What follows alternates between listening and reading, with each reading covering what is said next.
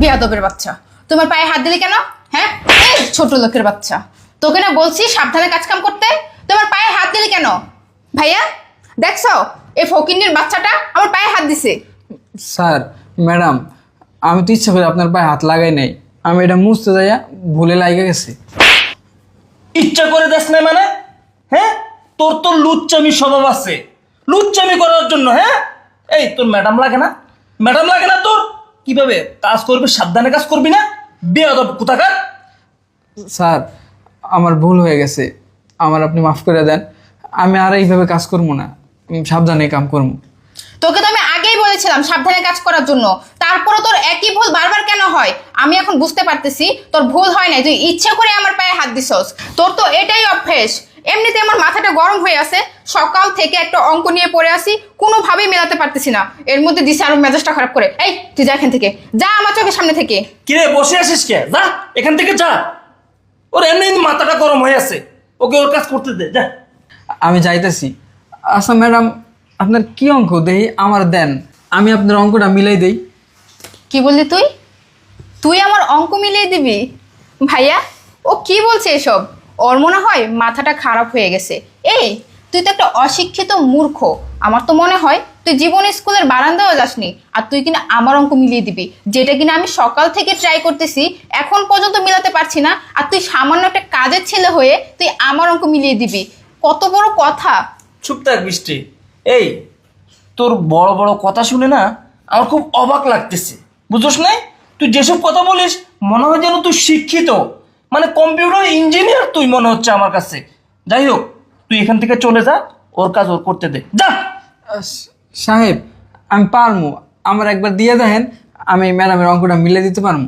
আচ্ছা বোন, ও যেহেতু এত করে বলতেছে, একবার ট্রাই করে দেখ, যদি পারে তাহলে তো ভালো। তুই যেহেতু সকাল থেকে ট্রাই করতেছ, হচ্ছে না। ভাইয়া, তুমিও কি ওর সাথে সাথে পাগল হয়েছো নাকি? ঠিক আছে, তুমি যেহেতু বলছো আমি ওকে দিচ্ছি।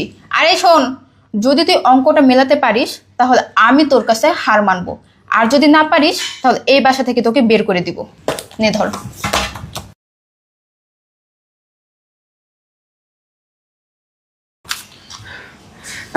দেখেন ম্যাডাম, আপনার অঙ্কটা মিলছে নাকি?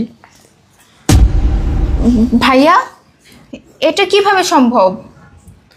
এই তুই এটা কিভাবে মিলালি? আমি সকাল থেকে চেষ্টা করে মিলাতে পারলাম না, আর তুই 1 মিনিটে মিলিয়ে দিলি।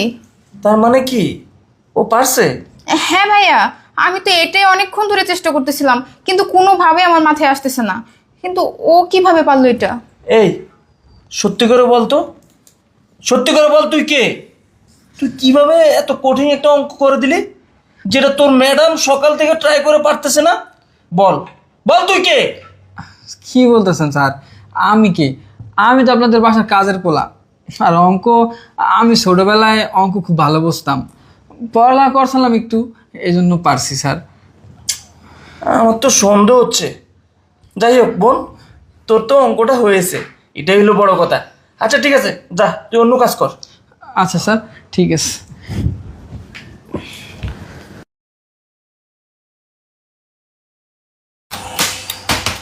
দূর বাল হইতেছে না। এই জুয়েল, জুয়েল, এক গ্লাস পানি দাও তো। আরে কাজের সিলিন্ডারও পাওয়া যায় না।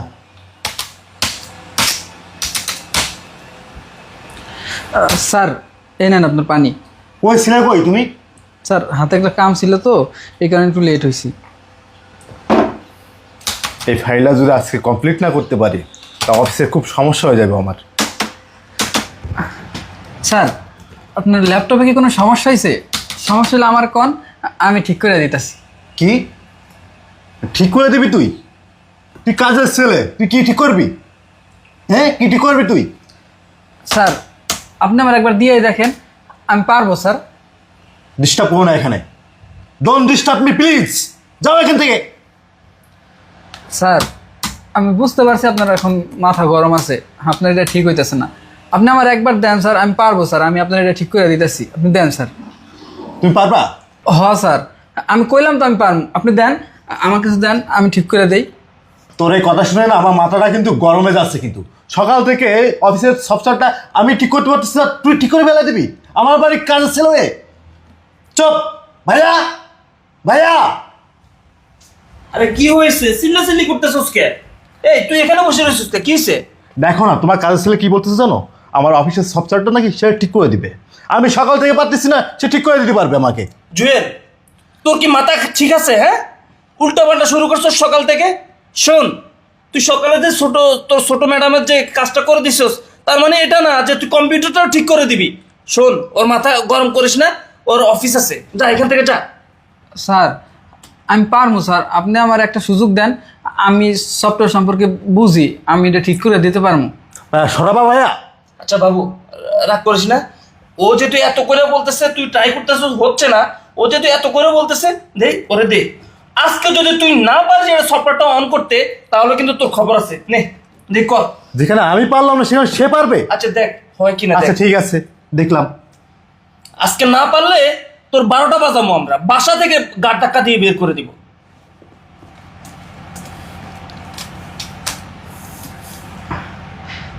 স্যার দেখেন তো ঠিক হয়েছে নাকি।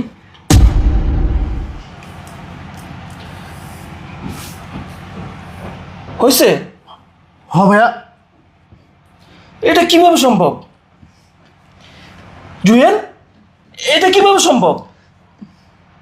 যেটা ও পারতেছে না, ও একজন কম্পিউটার ইঞ্জিনিয়ার, ও সফটওয়্যার নিয়ে কাজ করে, আর তুমি কি না সামান্য কাজের ছেলে হয়ে এটা করে ফেলছো? বাবু, আমি তো কিছুই বুঝলাম না। স্যার আমার মেধা অনেক ভালো, তো এক জিনিস দেখলে ওইটা আমি পরে করতে পারি। আমি দেখছিলাম একজন এরকম ঠিক করতে, এই জন্য পারছি স্যার। আচ্ছা স্যার আমি যাই। আর দাঁড়া, যাই মানে? কই যাবি তুই? হ্যাঁ, কই যাবি তুই? বলতে হইব তুই কে। তুই কিছুক্ষণ আগে তোর ছোট ম্যাডামের এত কঠিন একটা অঙ্ক করে দিছস, আর এখন আবার আমার কাজটা, আমি কম্পিউটার ইঞ্জিনিয়ার হয়ে আমি আমার সফটওয়্যার কাজটা কমপ্লিট করতে পারলাম না, আর তুই কাজের ছেলে হয়ে আমার কম্পিউটারের সফটওয়্যারটা তুই কমপ্লিট করে দিলি। আসলে তুই কে? সত্য কথা বল, তুই কে? আসলে স্যার আমি একজন কম্পিউটার ইঞ্জিনিয়ার। মানে? হ্যাঁ স্যার, আমি বাংলাদেশে পড়া কমপ্লিট করেছি। আমার বাবা একজন রিক্সা চালক। আমার বাবা রিক্সা চালিয়ে আমাকে বাংলাদেশে পড়ালেখা কমপ্লিট করেছে, আমাকে কম্পিউটার ইঞ্জিনিয়ার বানিয়েছে। কিন্তু দুঃখের বিষয়, আমি আমার মা বাবার স্বপ্ন পূরণ করতে পারিনি, আমি আমার মা বাবার মুখ উজ্জ্বল করতে পারিনি। কারণ একটাই, আমার বাবার টাকা ছিল না।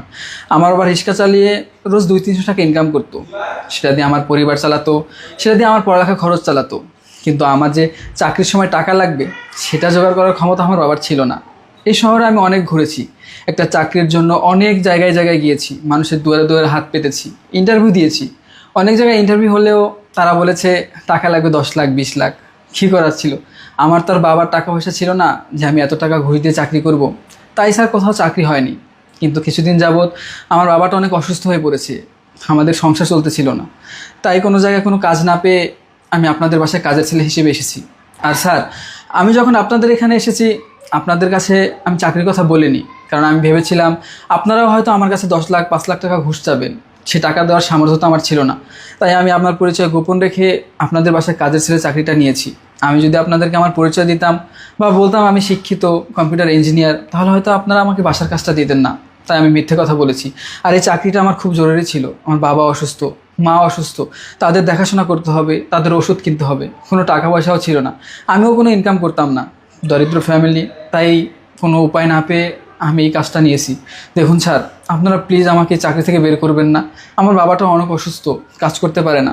আপনাদের এখানে স্যালারি দিয়ে আমি আমার মা বাবার ওষুধ কিনে দেই, আমাদের সংসার চালাই। আপনারা প্লিজ আমাকে এখান থেকে বের করবেন না। আপনারা এখান থেকে বের করে দিলে আমি কোথাও চাকরি পাবো না স্যার। আপনারা প্লিজ আমাকে এখানে রাখুন। আর যদি আপনারা নাই রাখতে চান, তাহলে আর কি করার, আমি এখান থেকে চলে যাব স্যার। জুয়েল, কি বলছো তুমি? তোমাকে আমরা বের করে দিব মানে? আরে না ভাই, তোমাকে আমরা বের করে দিব না। তুমি যে কথাগুলো বলেছো, সত্যি আমাদের কাছে খুবই খারাপ লাগছে। এত দরিদ্র ফ্যামিলি একটা থেকে তুমি মানুষ হয়ে পড়াশোনা করে আজকে কম্পিউটার ইঞ্জিনিয়ার হয়েছো। এই সারা শহর তুমি ঘুরছো, কোথাও একটা চাকরি পাও নাই। শেষমেশ চাকরির জন্য, টাকার জন্য আমাদের বাসায় এসে কাজের আমি আর এসব বলতে চাই না, তোমাকে কষ্ট দিতে চাই না। শুনো, আজ থেকে তুমি আমাদের বাসায় না, তুমি আজ থেকে আমাদের কোম্পানিতে জব করবা, আমাদের অফিসে। কারণ তুমি একজন কম্পিউটার ইঞ্জিনিয়ার, আইটি সেক্টর হিসাবে তুমি আমাদের কোম্পানিতে জব করবা। বাবু, জি ভাইয়া। তুমি কি বলো? তুমি যেটা বলছো ওটাই রাইট, ওটাই করো। আর শোনো, তুমি আজ থেকে আমাদের কর্মচারী না, আজ থেকে তুমি আমাদের ভাই। মানে আমরা এতদিন 2 ভাই ছিলাম, তুমি সহ এখন আমরা 3 ভাই হয়েছি। ঠিক আছে স্যার, আপনাকে অনেক ধন্যবাদ আমাকে চাকরিটা দেওয়ার জন্য। আমি আপনার এই ঋণ কোনোদিনও শোধ করতে পারবো না।